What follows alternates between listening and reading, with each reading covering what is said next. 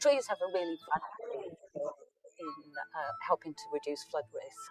Their roots go down into the ground, helping to break up the clay so that the water can infiltrate down into the ground instead of just flowing off the surface.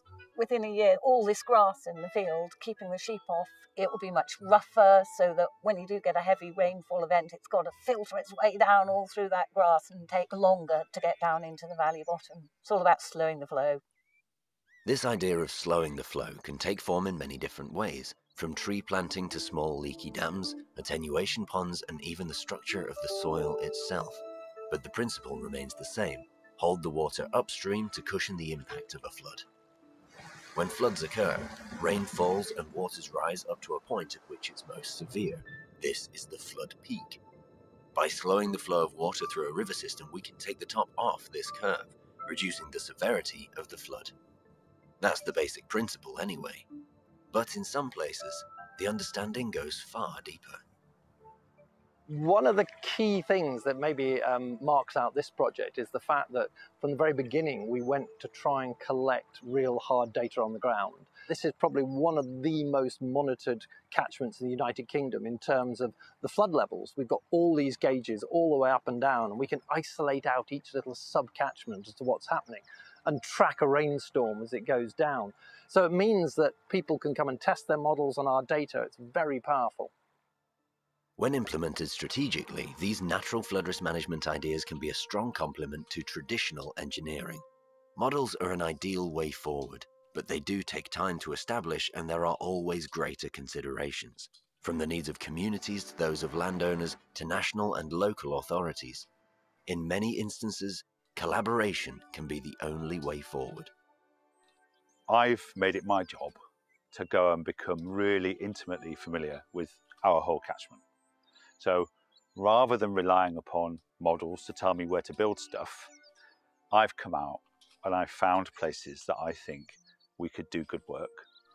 But more importantly, we've found places where there are landowners who are happy for us to do any work, and momentum grows. You don't need a shower of cash all at once to install and build a lot of natural flood management. Agriculture is one of the biggest land uses across the UK, and is also home to one of our greatest and most degraded resources, the soil. While healthy soil can help store water whilst nurturing agriculture, compacted soil does the opposite, struggling to hold on to rainwater and easily washed away in high water flow. Many farmers around the UK are already adapting their practices to try to improve the health of their soils, and even small changes over such a vast area can make a powerful difference. Further upstream, vast peat moorlands roll through the UK. Healthy peatlands store huge amounts of water and also help to sequester carbon from the atmosphere, helping to mitigate the impacts of climate change. Anything that we can do to help reduce the severity of climate change will have a direct effect on the severity of floods that we will be seeing even in the near future. But in the UK's peatlands, we can have a significant impact on flooding even more immediately. I'm sat on a heather bale, which is trying to block a drain or a grip that was cut into the fell. We've come full circle and we're blocking them up to raise the water table and try and get a functioning blanket bog back. Why is it better wetter? Functioning peatland or blanket bog requires a water table within the first sort of 5 to 10 centimetres of the surface. You've got a healthy functioning bog, water takes much longer to flow from here down to the river than it would if there was nothing on here. Sphagnum regeneration techniques are now proving that it's more than possible to restore healthy blanket bog to peatlands whilst simultaneously supporting carbon sequestration, hydrology, biodiversity, grouse management, and even sheep. Our relationship with the environment is changing as we discover the services that ecosystems truly provide. Floods may continue to wash through our lives, but our knowledge of them and our response to them is changing. Now, in our approach to flood risk management, we have the opportunity to satisfy economy, biodiversity, climate, agriculture, hydrology, and community. Now, from high waters. we can find common ground.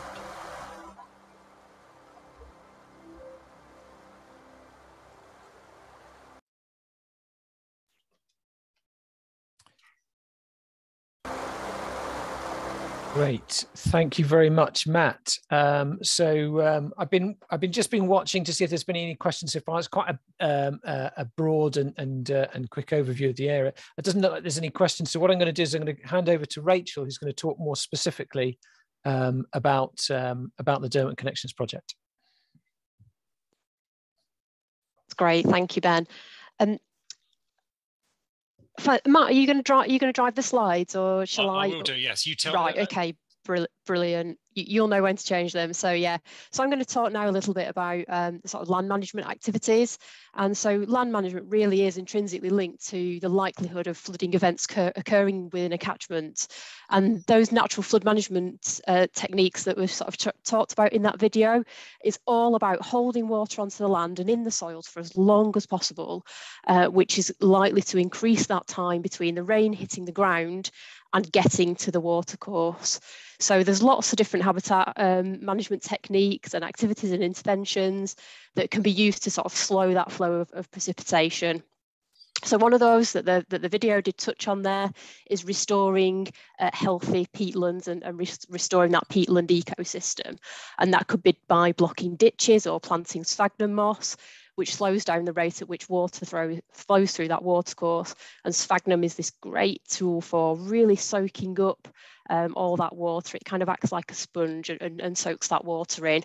I'm going to talk a little bit more specifically on peatlands later, so I'll move on next really to woodland creation. And again, another fantastic opportunity. So either woodland creation or allowing woodlands to naturally regenerate offers a fantastic nature-based solution to the problem of flooding.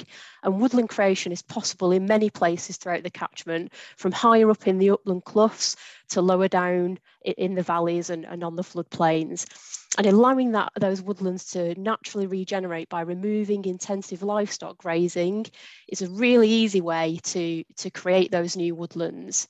And woodlands that are allowed to develop in this way are fantastic carbon sinks and help to keep that water on the land and in the soils for longer. So trees really are this fantastic thing, and they are incredibly efficient at removing water from the landscape around them. So you know they transpire, so the trees drink and they move water. It's sucked up through the trunk and out again through the leaves. But also the other thing that they do is when it rains is they actually sort of really do slow down how quickly the rainfall hits the ground. So the rain hits the canopy, it hits the tree trunk, and it just sort of drips down, which is just, brilliant. So this has got a technical term, it's called interception. An interception of rainfall by trees can spread the effect of a rainstorm over a much longer period of time. And some studies suggest it's up to about 30% of rain is actually prevented from hitting the ground when trees are in full leaf, because it actually just evaporates directly from the canopy back up into the atmosphere. So yeah, there's other techniques as well. So earth bunding, so this can be utilised in places, and that's a bit like blocking ditches, but actually earth bunding occurs where material is piled upon flat land, and it just sort of obstructs the flow of water and can be really effective. And those bunds could be either earth or they could be made from timber as well. So there's a little picture there of a timber bund. And then there's also where there's been past drainage of the land, it's also possible to create leaky woody dams that just again sort of impede that water flow through those channels. And then at those peak events they kind of just let water overspill and spread out to the sides, where the soil to the sides of those ditches can soak up more water and allow that water to penetrate into the surrounding soils. Next slide, please. So I said earlier on that I'll talk a little bit more about peatlands. So peatlands, such as blanket bogs, and they occur right at the source of the River Derwent, really, really high up above the valleys. on places like, hopefully, people might know or have been to Ladybower, or the Kinder Plateau and Howden Moor. So really up on those really high areas is where we get this blanket bog. And this is really the first point where we can start making nature-based solutions and flood mitigation interventions. And because that peatland has been degraded over the years, so there are several factors in that degradation.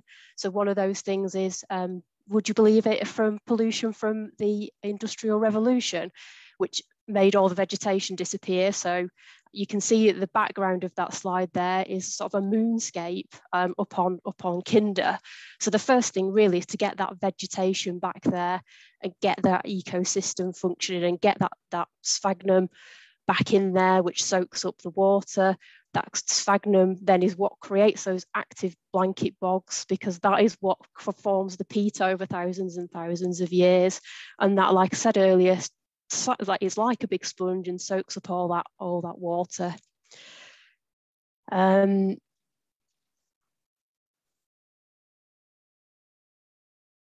Yeah, and then we've got beavers as well. So beavers, the ultimate ecosystem engineer. So these magnificent rodents like to engineer their environment to suit their needs. They feel safest when they're in the water, so they spend much of their time in the water. And to get around to new sources of food, they want to stay in the water. It's where they feel safest. So what they do in areas that they live is that they create these leaky woody dams. We talked about leaky woody dams earlier.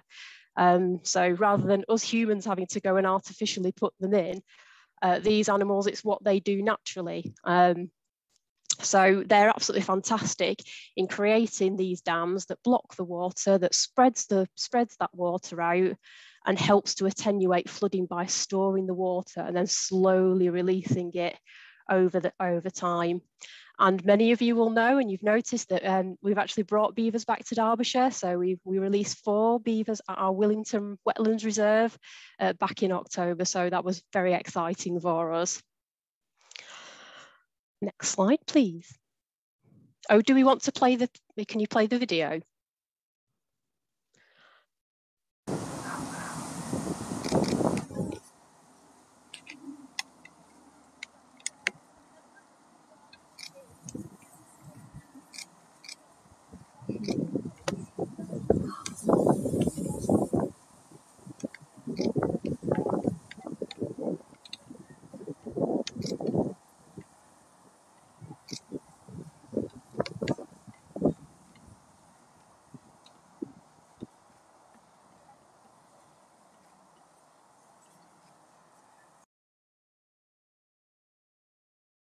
Fantastic, thank you.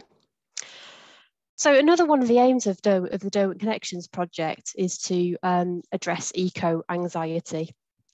And so what is eco-anxiety? So it's basically, it refers to the fear of environmental damage or ecological disaster. And, we sit watching the news and reading newspapers, or, however you get your news now.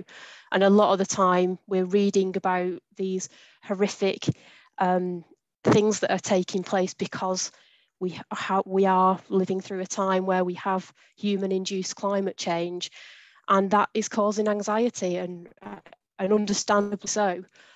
And this sense of anxiety is largely based on the current predicted future of the state of the environment and this human-induced climate change. And many people feel overwhelmed and are just unsure about what they can do to help to help with that. So it's been proven that if people are actually involved in the restoration of nature and mitigating against the effects of climate change itself, then that actually improves people's health and well-being. And people being engaged with wildlife-rich natural spaces has also placated some of that eco-anxiety. So things like volunteering, getting out and about to do things within the community that help prevent flooding, like joining a tree planting session, can all really help with that eco-anxiety. So we want to provide opportunities for people to get involved in that kind of thing, so people are able to feel like they can make a difference in their local communities. I'm going to pass over to Robin now, who's going to talk to you about Slow the Flow.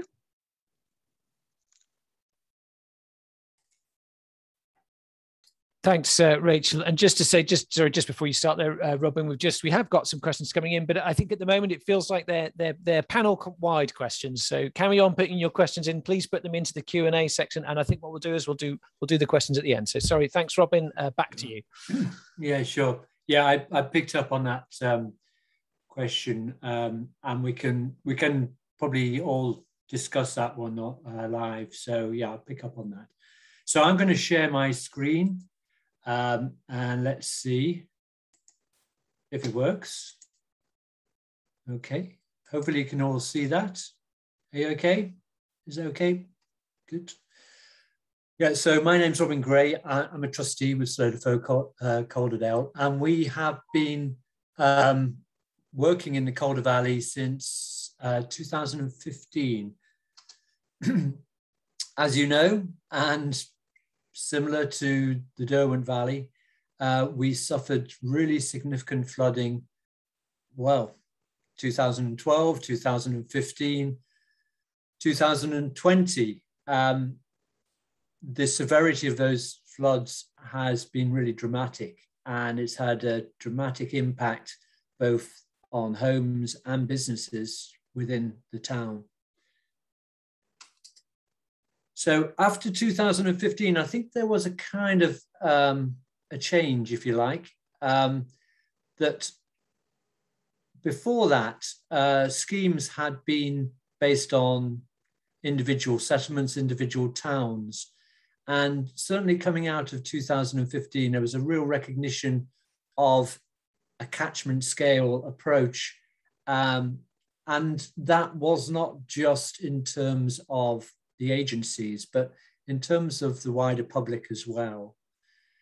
And as we know from the headlines and all the work that Rachel has presented, there is a greater recognition of how working with natural systems could mitigate the impacts of flooding, and in particular, work alongside heavy engineered structures to possibly reduce the scale of those engineered structures and costs of those engineered structures. So it's very much not either or, but actually working together. Certainly there was a greater desire to understand in terms of communities and people actually wanting to get involved, which is, I'm sure, why the Wildlife Trust has invited our sort of experiences. So in the Valley, there really was a lot of activity in terms of volunteering. And this kind of covered everything from communities to resilience to the businesses actually kind of coming together. So there was a real momentum, and we as an organization were able to pick up on that. A little bit about the science. This will be very familiar to Matt in his previous role with Moors for the Future. This is an upland catchment just above Hebden Bridge, and the science as carried out by Water at Leeds, part of the University of Leeds, is pretty conclusive that if we're able to create these riparian buffer strips, which might be tree planting, might be sphagnum, then we're able to reduce peak flow. And that, well, to dissipate the actual flood peak so that you can actually smooth that curve down. And that's really about roughness. You know, it's we talk about roughness, but it's actually, in hydrological terms, there's a whole science around physical roughness governed by Manning's equation. So talk to any hydrologist about Manning's equation, and that's really quite a key element in terms of reducing flow. I haven't really got time to go through this image, but it's produced by my colleague in Slow the Flow, and it's just really very schematic actually about talking about natural flood management or in the urban context, talking about sustainable urban drainage. Concepts are the same. It's all about connectivity. And you've talked about Derwent connections, and that's really what it's about. And connectivity, just as it's good for wildlife, it's also good when managing surface water as well.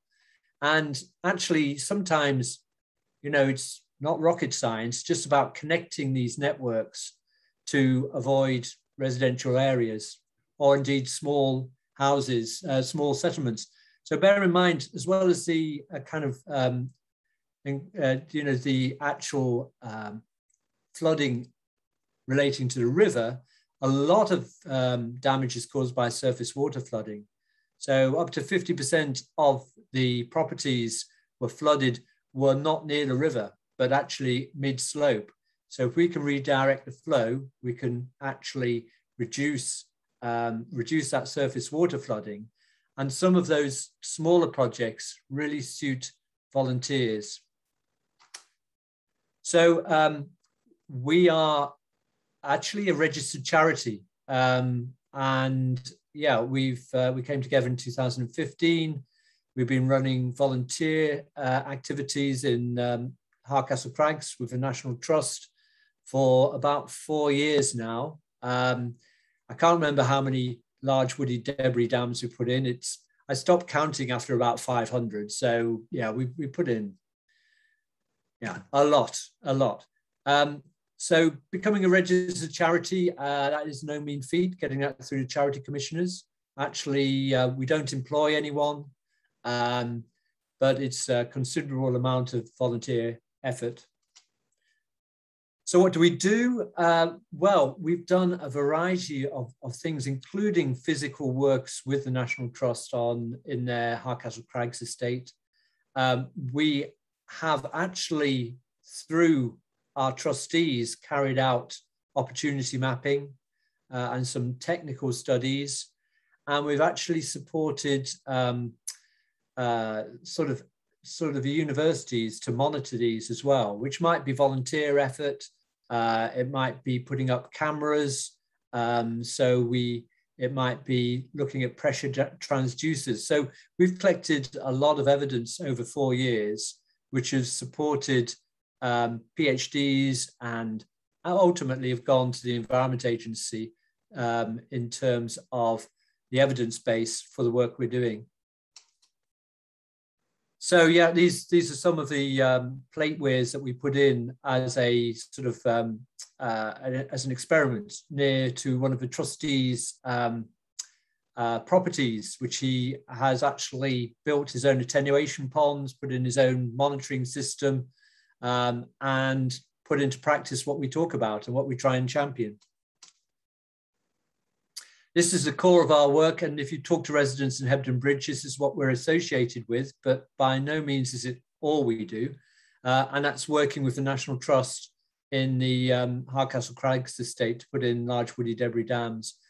And I'd say over 4 or 5 years, I'm amazed that we get a dozen to 20 people every couple of weeks without fail. And actually, what really surprises me, time after time, those are new volunteers coming to us. So it's not just people who come week after week, but we continually get new volunteers, which, to be honest with you, is a bit of a challenge sometimes to manage. If you've got new volunteers, you know, health and safety, tool talks, all the rest of it. And also, yeah, some of it's quite physically demanding like this. So we have to find tasks for maybe family groups, and we've worked with the scouts and the guides and school groups as well. Yeah, just a little slide showing where we are. That catchment is north of Hebden Bridge, and the National Trust is a major landowner there. We've also done a little bit in terms of community resilience and promoted kind of showcase rain gardens or green roofs on particular buildings. And these have been kind of like quite interesting little exercises which have really raised the awareness. So we've got a very good relationship with the town councils and the parish councils. When we went through the Charity Commission, getting our MEMS and ARCs sorted, is that we actually became an educational charity. It seemed easier. That was the route that we've gone down. And we have been very successful at fundraising.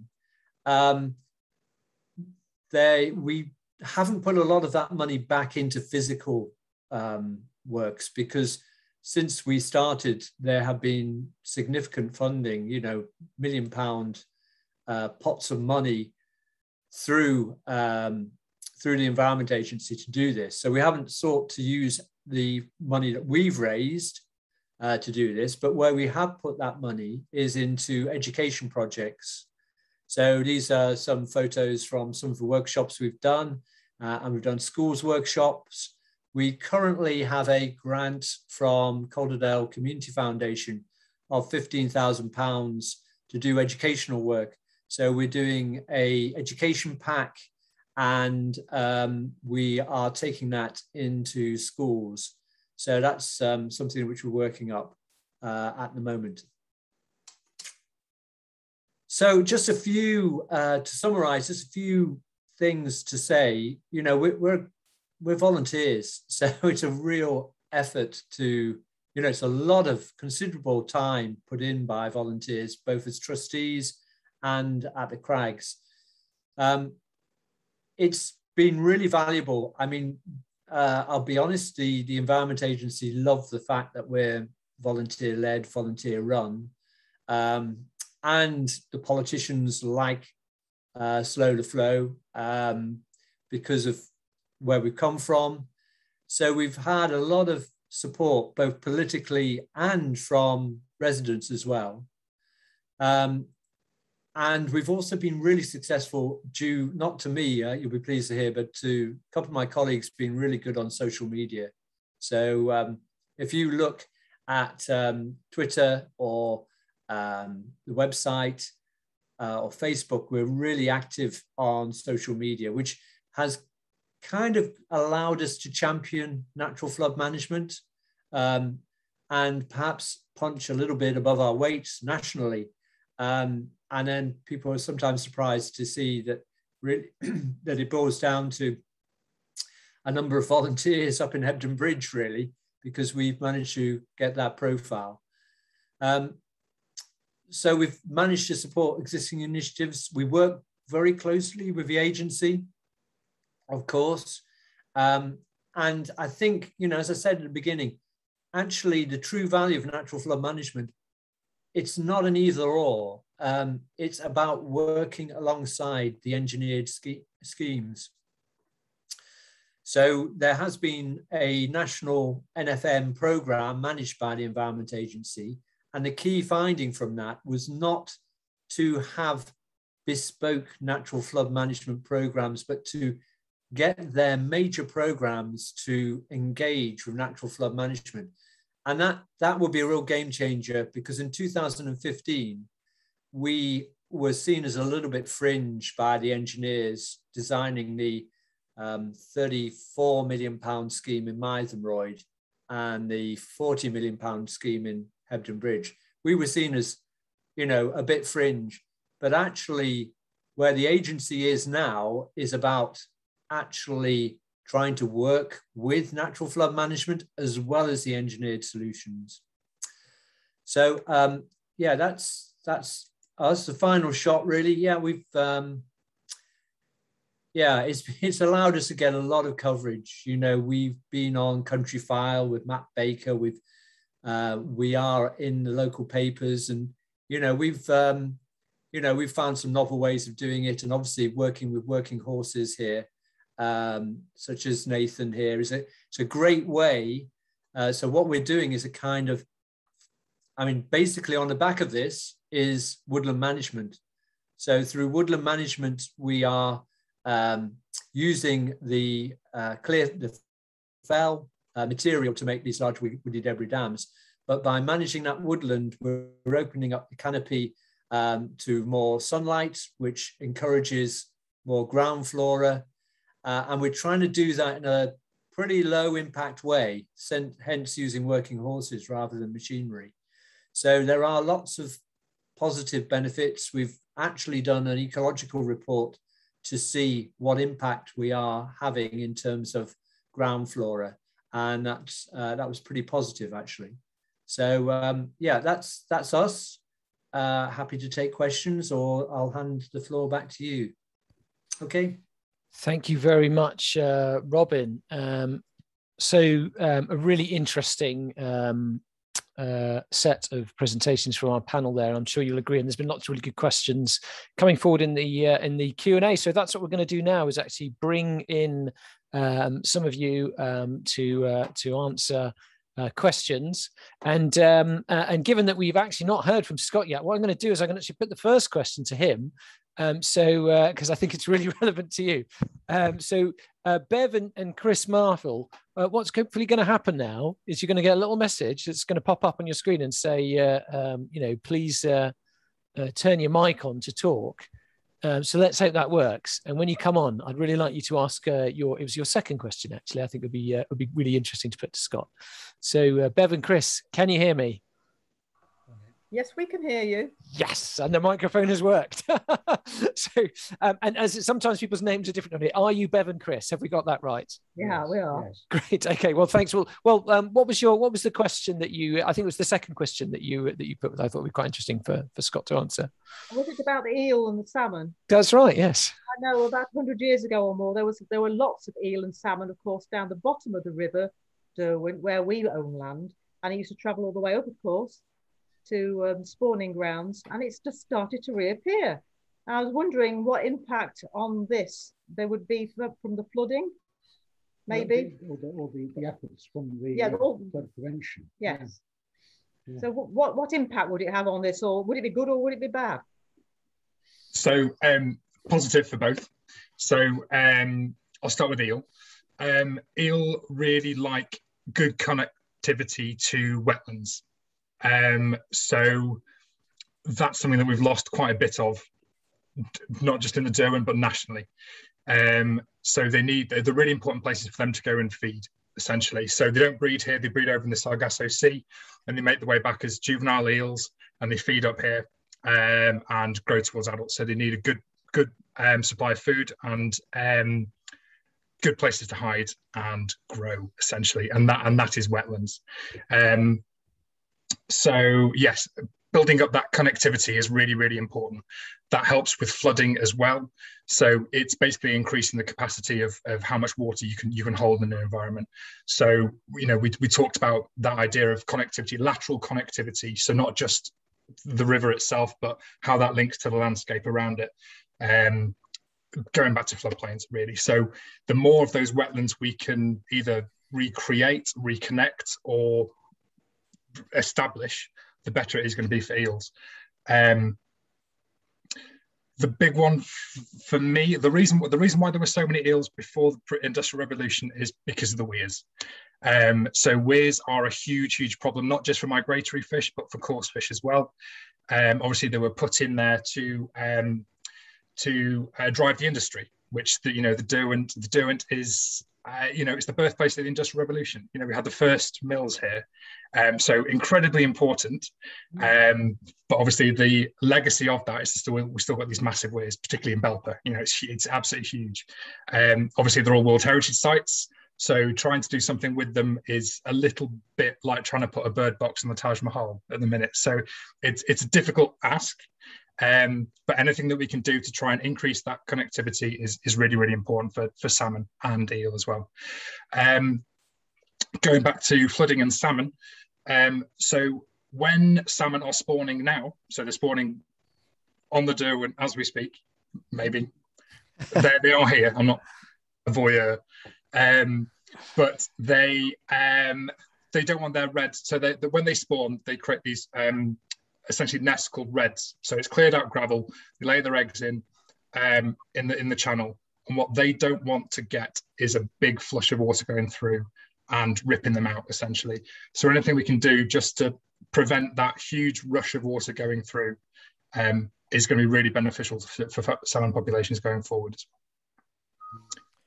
Great. Thank you very much, Scott. Thanks, Bev and Chris. I know you've got another question, but we might come back to you in a bit if we've got time, because I want to let someone else come forward if that's okay. So thanks for that. We're going to bring in Ben now, who's got a, I'm not sure, as a non-expert, I think I understand your question, Ben, but I know that Robin's already been looking at it. So I'm guessing he absolutely can answer it. So Ben, please, well, first of all, is your name Ben? Is the name right? As Matt will probably already know, it is Ben. Great. Hi, Ben. And what was your question? And we'll put this one to Robin, I think, in the first instance. Yeah, it was just picking up on a point that was made in the chat by Lee Haycoop, so I can't claim all the credit for this, but I was just interested to know, in terms of water infiltration, you were talking, I think, Rachel, in your presentation about trees and the impact it has on that in upland situations where they're helping greater infiltration. I just wondered how much of that element is actually down to the change in the soil that happens as a result of the symbiotic relationships in the biology and the fungal dominated soils that will almost certainly happen when you get treescapes, as opposed to being in grassland or in arable situations. Yeah, so Ben, I think the answer to this, and I have seen some papers on this, but I can't find them to put them up here, but I think it's more a physical pore space in the soil, and it's a mechanical issue rather than mycorrhizae.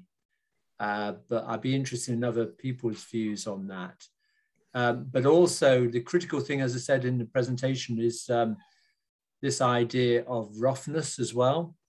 So, I mean, Matt kindly said that he's stolen a few ideas from Solar Flow. I think we've stolen a few ideas from Walls for the Future, Matt, when the classic drain pipes with the, you can pour the water through a drain pipe, or you can cover it full of fuzzy felt and just see the difference it takes in terms of water runoff. So these kind of contouring round woodland compartments, there's a physical thing going on with a pore space and infiltration, but it's also roughness as well. But I'd be interested to see what Scott and Matt and Rachel think as well. Does one of you want to add to that answer? Yeah, I think in woodlands as well, in terms of pore space, you know, the things like the high levels of organic matter in the soil are really useful, and the leaves themselves breaking down and forming the soil is really significant. And I think it's worth pointing out that it's not only under trees that soil is a massive store of water. You know, I did some work with the NFM panel for Sheffield City Council, and you know, we heard from a hydrologist who said, actually, you know, on normal agricultural soils, normal grassed agricultural soils, you get water infiltrating to a depth of about 10 centimeters.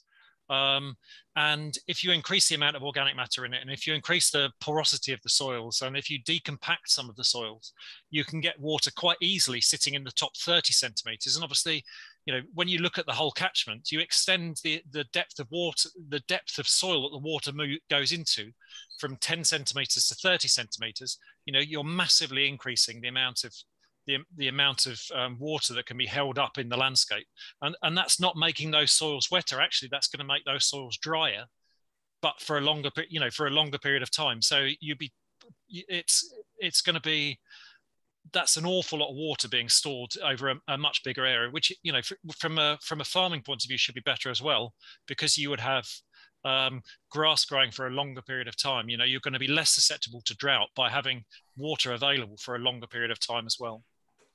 But it's predominantly about pore spaces, and also the thing about surface roughness is that as it slows water down, it makes it more likely that it's going to go downwards rather than just running over the top of it. That's great. Thanks, Matt. And thanks, Ben, for a question that spurred some pretty in-depth answers there. So that's really good. Okay, we're going to go, I'm going to try and bring in Harry now. So Harry, let's see if we can bring you in and to ask your question. You've actually got two questions. I think they're both really interesting, Harry, so ask either one. Thank you. The first question, I suppose, was more towards Matt than anyone else. I was wondering, if only, even if it's a vague idea, if beavers were to be introduced to the Derwent catchment for the sake of helping natural flood management, would you have any idea as to where that would be? I'd be really keen on seeing beavers back in the Derwent catchment. In some ways, I'd be interested to hear Ben's take on this. I think that they're not Ben Carter. My take on it is that we should absolutely do it, but I'm not the right one to be answering that. I think one of the reasons for doing the stuff that we're talking about in the Derwent catchment is that it's a really good catchment for this sort of intervention, because it's so catchments can be described as flashy, and so when the gap between the peak rainfall and the peak flow of the river is very short in rivers like the Derwent, and natural flood management is really useful in this sort of catchment, and beavers play a key role in that. Where would you reintroduce them? Well, I think we own various sites on the Derwent, but I think that the sites that we've got at Willington was very easy to enclose it. And we really wanted them to stay on. We really want them to stay on that site. And I think that what I think with the government's recent consultation on beaver reintroductions across into England, I would really like to see beavers on the whole of the Derwent. From the top of the catchment right down through the city centre. And I think that you'd have to work out where would be good places to start, but I think there's a long consultation period before we get to that point. But I would like to see him in the whole of the Derwent. Thank you. Thanks very much, Harry. We might come back to you later on with your other question if it hasn't been answered in the course of somebody else. So thank you. Let's have a chat now to Liz. And I think what we're going to do with Liz's questions, we'll go to Rachel with this in the first instance. So Liz, bringing you in now, and let's see if that works. And it's the first of your questions that I think would be really interesting to hear. Hi. Can you hear me okay? We can. Okay, so my question is about whether it would be viable with either in Calderdale or in the Derwent. I mean, I realise they're both largely but not entirely rural catchments, to promote and support use of leaky rain tanks or domestic rain gardens, as in making a sort of wet patch in your garden, as a route to kind of help support engagement and empowerment in relation to slowing the flow. Thanks, Liz. And that's a really great question. And it is one of the things that we've been thinking about with Derwent Connections. So I'm sure you'll be pleased to hear that as part of the project, what we're trying to do is, and I think it's actually in production as we speak, is create a toolkit for people. That's 15 ways to prevent flooding using techniques in your garden. So that could be things like having a water butt, or having your drain go into a planter so it waters the plants for you and it holds that water in the soil. So there's some really great ideas in that little leaflet, and I'm sure we can get that up on our website that people can access. So yeah, absolutely, that's what we want people to do, is look at ways that they can make improvements in their own gardens as well as out wider in the wider catchment. Thanks, Rachel. And I think it's interesting, actually, Liz, your question sort of, Harry's later question as well, he has asked another question around how do you engage a range of demographics, a range of different people in this project? And I think that is the answer, isn't it? That part of the answer is about bringing forward measures and things that people can do, that they can do no matter where they are. You know, Derby gets flooded, but it isn't sitting in a big rural catchment area, it's a city. So it's measures like these that people can act on, that they can implement, that they can see, that will be really important, both in the delivery, but also in making sure more people can get on board. So yes, that was a really positive question. Thank you, Liz, for that one. And I'm going to, and I've lost my thread because I got excited there. So sorry. Let's have a chat to, well, actually, I've noticed a few people are putting questions in the chat rather than in the question area, which is fine. I can see them, but it's confusing for me. So it's really helpful if you can put them in the Q&A area. But I'm going to pick one up from the chat anyway that I think is interesting, which is Sally. So Sally, I'm going to bring you in, and you had a question referencing South Cumbria. I think maybe to Scott and then Robin for this one, I think. Scott, if you'd like to pick this up first. But Sally, let's check we can hear you and ask you a question. Hi, yes, I'm conscious in South Cumbria. They're looking at work on the River Kent in removing some of the weirs. So the River Kent was the river with the most water mills on it, and most of those are obviously no longer operating. So there's lots of weirs. So there are plans to remove some weirs, and that's partly led from a fishing perspective about enabling fish to get further up the rivers for spawning and all the rest of it. But there's a lot of views from locals saying that actually think that will increase downstream flooding. So Kendal was obviously one of the places that flooded really, really badly in Storm Desmond. Yeah. And so some people are saying, well, actually what the weirs are doing is holding the water back, and actually they're creating little wetlands, and by holding the water back, it then spills over onto farmland as flood meadows. So there seems to be a real pros and cons of whether taking the weirs out is good for the environment, or whether it actually could have a negative impact in flooding. And it seems to be the opposite, to slow the flow. So, good point. So the argument that you were saying about weirs pushing water onto the floodplain, that's exactly what we're trying to do in terms of floodplain reconnection. So you can do that naturally. You don't have to rely on weirs to do that. So when you take a weir out, there is a risk of it reducing the connectivity with the floodplain. When it's done properly, which it will be doing from now on, it's modelled to make sure that there is no increase in flood risk. Otherwise, it would not go ahead. The EA are very, very risk averse with any kind of weir removal. I know because I deal with them on a day-to-day basis about weir removal. If it even thinks that it's going to increase flood risk downstream, it's not going to happen. And then in terms of slowing the flow, weirs don't actually do that much because they're already at capacity when they're flowing over. When we do weirs, leaky barriers upstream, the idea is that they're undershot. So under normal conditions, water just flows underneath them. They only kick in under high flows. So that's the opposite of a normal weir. So when weir removal is done properly, it's a holistic approach that ensures there is still connectivity to the floodplain. You can also put in a series of other environmental.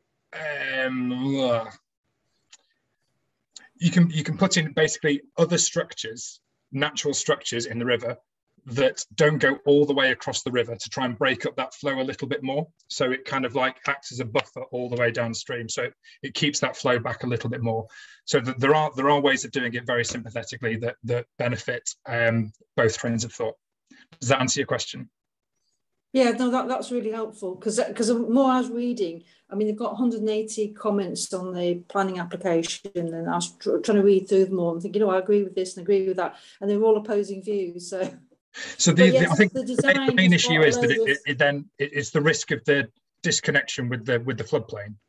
yeah. There are very few floodplains that are now connected. And the one great thing about NFM, natural flood management, is trying to reconnect with the floodplain again. So if you can do that upstream to try and mitigate any effects of weir removal, anywhere that you can try and reconnect with the floodplain is unbelievably valuable. Thank you.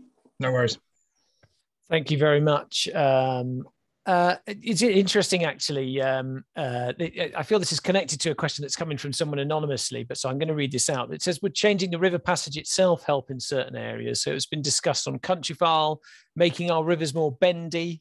Is that something that would also be looked at in the Derwent Valley? I think I might go to Rachel first on that. And then see if anybody wants to extend that answer. And Rachel, I'm trying to drop that on, and if you don't know, that's also fine. So what do you think? Bend the river? So making rivers more bendy. Yes. Or yeah, specifically, could we do it here in the Derwent Valley? I don't know the answer to that question, so I'm not going to even attempt to answer it. And I think probably Scott would be a much better placed to as our river expert to answer that than me. Yes, absolutely. Yes, we can do it. yeah. There's loads of capacity. I mean, you can see it. What's really interesting is looking at old maps, and you can see some of the old parish boundaries are really, really wiggly. And they're really wiggly because they followed historic channels. And now there's no channel there. It's just dead straight. And that's, it's happened multiple locations across the Derwent catchment and all the tributaries. So yes, there is lots of capacity for re-wiggling. Great, thanks very much. Let's have a question now from Tanya, which is, I think, about different user groups potentially. Oh, and I need to actually bring you in, don't I, Tanya? Sorry, let's actually do that. He says. There we go. So hopefully, Tanya, you'll get a little message that'll pop up asking you to turn on the mic, and let's hear your question. Hello, can you hear me? Yes, we can. Brilliant. Hi. Yes, thank you. I'm involved with the cycleway, the proposed Derwent Valley cycleway, which is proposed to go along the river and try and improve sustainable access to the whole of the valley. And one question I had was, obviously, it seems a bit counterintuitive because you're putting down a hard surface to create the cycleway, but are there things that we can do that will help us to use the cycleway to create this sort of natural environment, natural margins around it and by the river that can help slow the flow?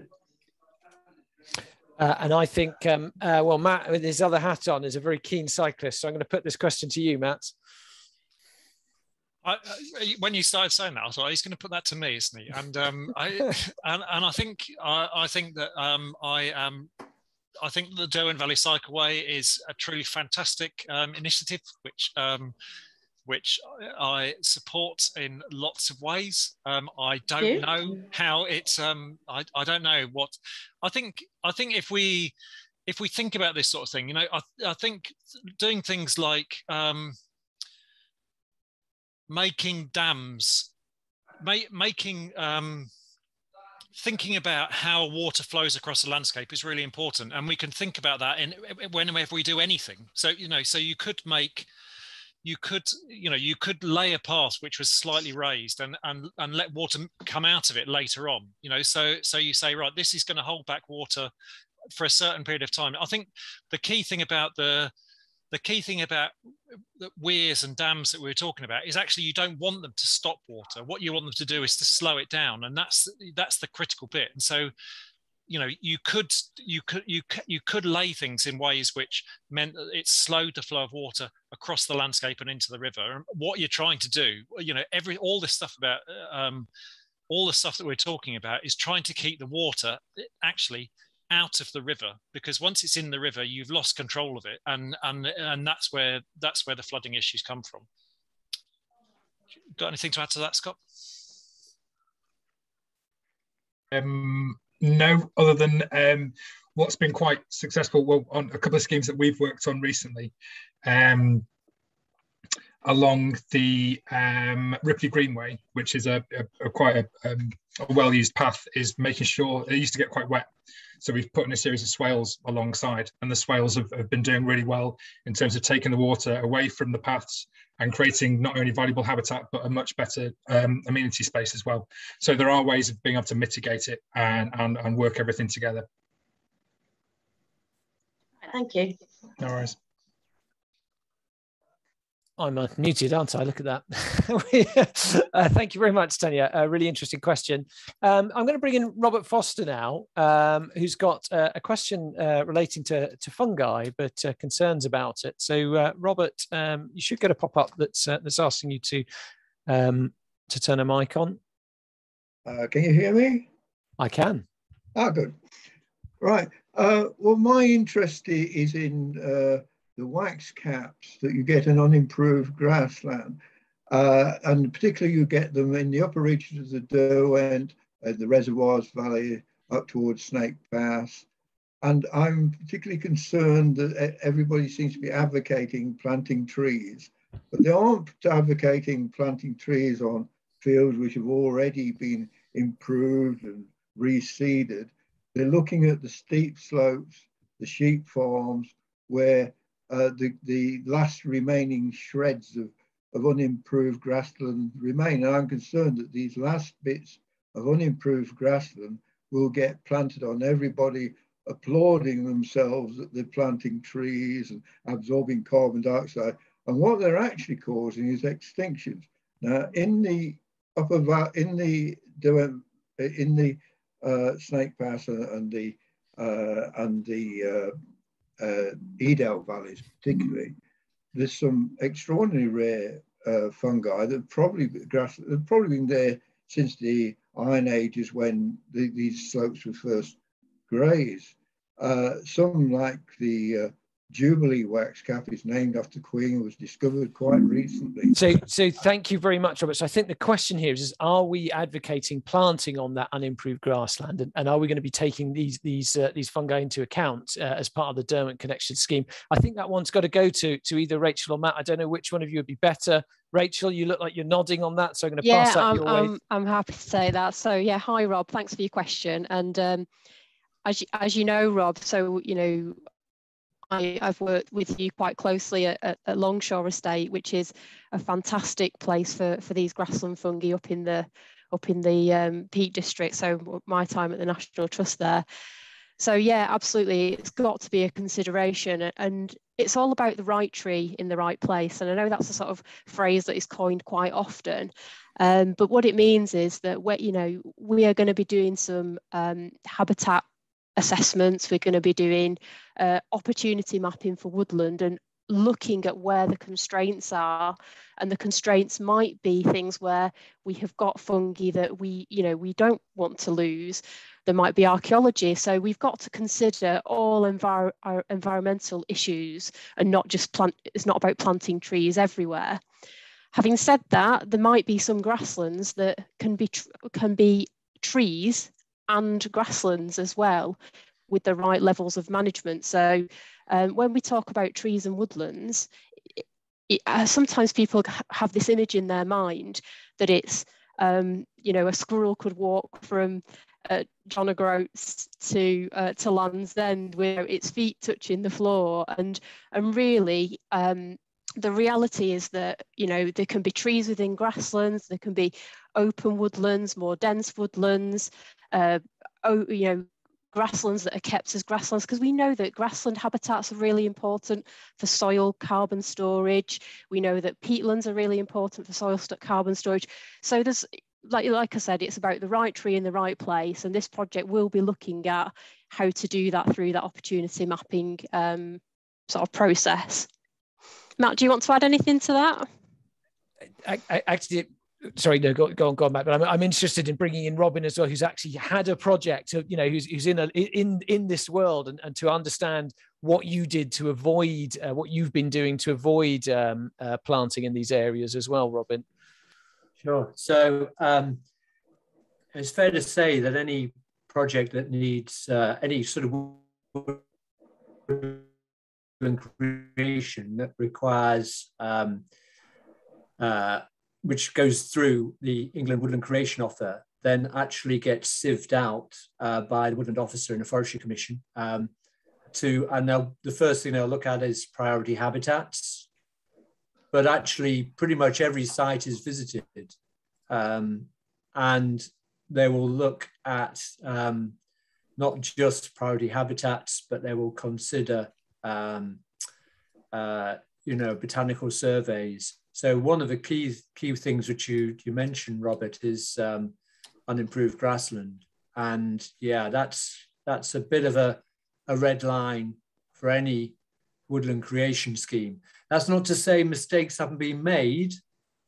They absolutely have been made, but there's been quite a lot of coverage recently about species-rich grassland and clearly blanket bog as well. So that should really be picked up by any woodland officer looking at a woodland creation scheme. We actually have got wax caps in Hardcastle Crags. They're associated with high grazing here, and they're currently under consideration as a SSSI designation. So yeah, I think, the point is that, you can often, a lot of community groups, trees are good, as you said, Robert, there can be a lot of pressure just to get the trees in the ground by well-meaning community groups. And you've really got to be careful of those schemes because of the nature of a tree stock, because of poor tree species not following the natural vegetation classification. So yeah, there's a lot really to be considered when putting in your woodland creation scheme, not least historic environments and landscape issues. That's great. Thanks very much, Robin. So I mean, I think what I'm taking away from the answers from both Robin and Rachel there is that we will be very careful to avoid exactly what you're talking about. That actually it's about that right tree in the right place. So thank you, Robert, for that question. Now, what I'm going to do now actually is and I'm sort of going to pick on a member of the audience here, and I hope this is okay, but Matt in private chat to me highlighted a particular comment that's been dropped in by somebody called Andrew. He thought was quite a good point actually around what's actually going on in the Derwent Catcher. So we're going to try and see if Andrew's up for having a quick chat about that and seeing if he wants to elaborate. So let's just see if that's possible. Well, I've got to get the right username in. So you hopefully, Andrew, you should be getting a pop-up that's just asking you to turn your microphone on. Yes, yeah, you were going to talk about well, it's primarily about soil, but let us know what you had to say. Yes, Andrew Critchlow from the NFU on a farm in Edale, so at the in the headwaters of the Derwent. Make the case that the majority of the Derwent catchment is grassland, so soil organic matter generally is not a big problem, particularly where it's permanent pasture, and again the vast majority will be permanent pasture.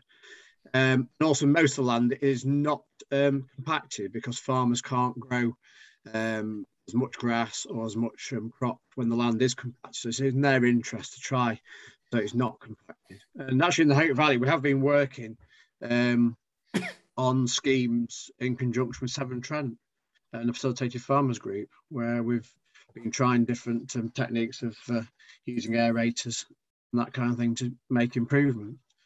Also, in some situations, drainage is good because that is a way of slowly releasing the water from productive farmland.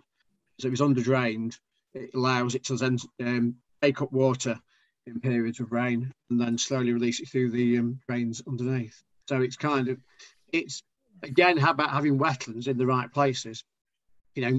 Wet sloping fields are not necessarily good in terms of holding water back. Thanks, Andrew. I guess that's definitely focusing on the local area. Rachel or Scott, do either of you want to comment on what Andrew's saying there? Andrew, how are you? Yeah, I think you're absolutely right. I think it is that. It's just that, you know, it's a more holistic approach to land management, and making sure that land is managed for as many benefits as we can. And I think, you know, we haven't got that balance quite right just yet. And I think it's just about trying to find, working with everyone, and landowners, communities, to try and find that balance. Yeah. Yes. Okay. No, I think, you know, it's interesting. It's an interesting point, and thank you for sharing that, Andrew. Okay. I think, well, we've got about 10 minutes left, so I think probably what we can do is we can probably do one more question, and then what I'd like to do is hand. I think we're going to go back to Rachel to talk a little bit about what's actually going to happen, how we're going to measure the impact of this project, and maybe some of the ways you can get involved. I think that's what we're going to do. So, but before we do that, let's just have a look. I'm just going to flick back into the questions and just see if there's one more that we can close out on. Oh, well, I've got an anonymous one here, okay, but I think it's interesting. So the question actually was, how many trees have we planted recently at Derbyshire Wildlife Trust? I think that might be a harder question to answer than the second part, is how many will you be doing as part of this project, and where in the Derwent Valley? And I think, Rachel, I'm going to put that question to you. Yeah, that's great. So in terms of how many have we planted recently, I'm going to hold my hands up and say I can't answer that. And the reason is I've not been in post very long. So I'm only a few weeks into working with DWT. So I'm not sure how many we have had in the ground thus far. But I'm going to talk a little bit about the objectives of the Derwent Connections project and the legacy of the Derwent Connections project after this little section, which is going to be, you know, describe what our aims are really, and that is, we've not put hard and fast numbers on this, because what we would like to see and what we like to achieve through the project is 30,000 hectares of woodland, and that could be planted or it could be by natural regeneration at different rates. So we've got dynamism and we've got variety and diversity within those woodlands across the catchment. So we're really going for that, the area rather than number of actual trees, if that makes sense. So it's 30,000 hectares over the next 30 years, which, if you can do some quick maths, is about 1,000 hectares annually of new woodland, or new creating the conditions for woodland to regenerate naturally. So I know that I haven't answered your question fully, but I kind of hope that gives you a flavour of what we're trying to achieve. But apparently, I just Googled it just because I love a bit of comparison. It's apparently 56,000 football fields. That's quite a lot. It's quite a lot. Yeah, it is, isn't it? When you put it, I was like, have I done that right? Let me just read that again. Yep, no, that is portion of Wales right. Is that? That's the usual what measurement of Wales it? is that? Well, I'll Google that and I'll endeavour to answer that question before then. Okay, so we've got 10 minutes left. What we're going to do, we're going to end the questions there. Thanks very much, everybody, for submitting your questions. I'm sorry if we didn't get onto your question. You can always email them in and we will do our very, very best to answer them. So again, back to you then, Rachel. Let's go back to Derwent Connections. What are we going to be doing and how can people actually get involved in it? So yeah, I'm just going to share my screen if I can. Give me 1 second. I can't tell if Scott is frozen in wry amusement at my comment, or his screen is his screen must have frozen. I think it has. So here we go. Sorry, I just had to sort myself out there.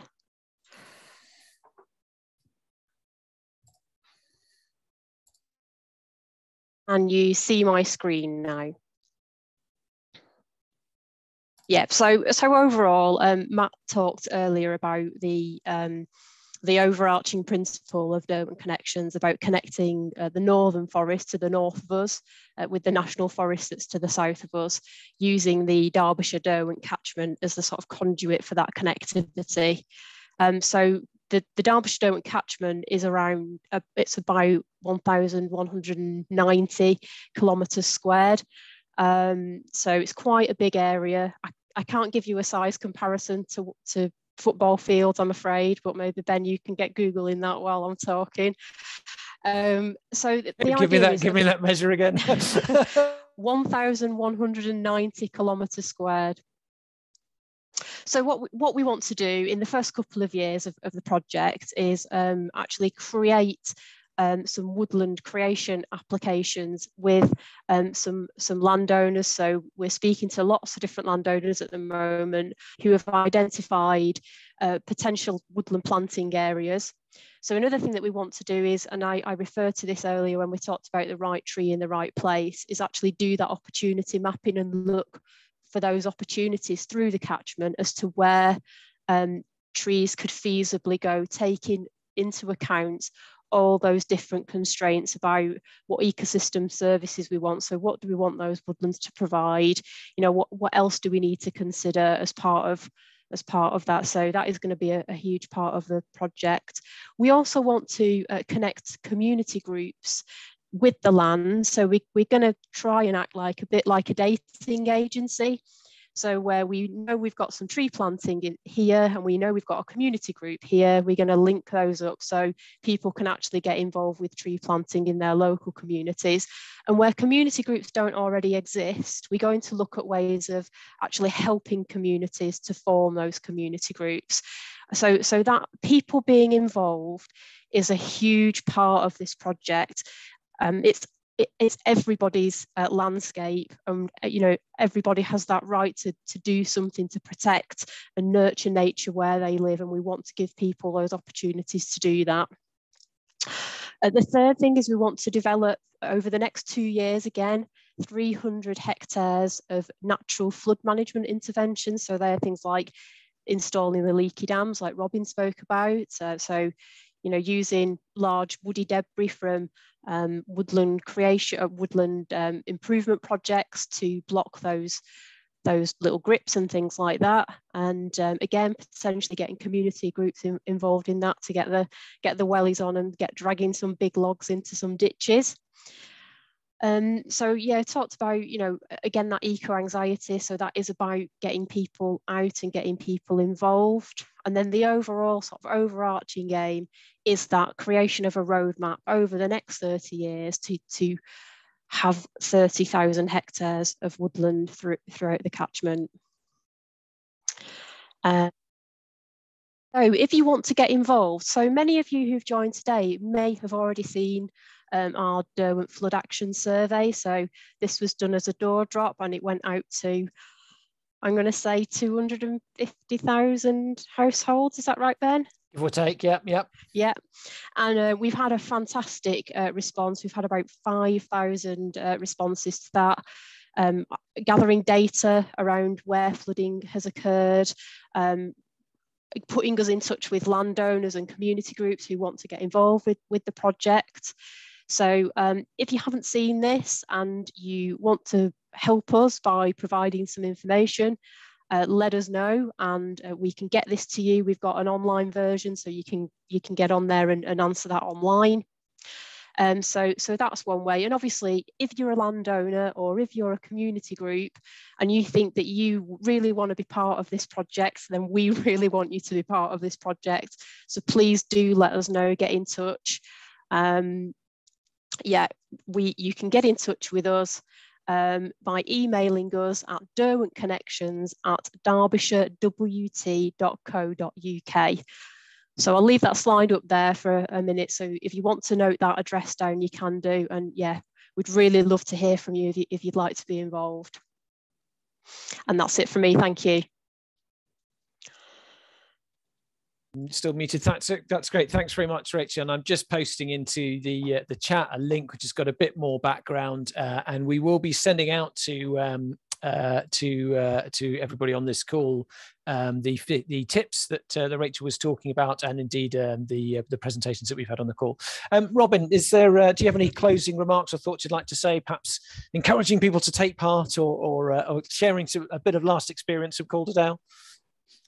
Sure, yeah. I mean, you know, it's, as I said before, it's been quite incredible how many new volunteers we continue to get. When we set out doing the work tasks in Hardcastle Crags about 3 or 4 years ago, I just assumed that we'd get to a point where it was the same old, faces, great faces that they are, but we've really continued to actually engage new volunteers.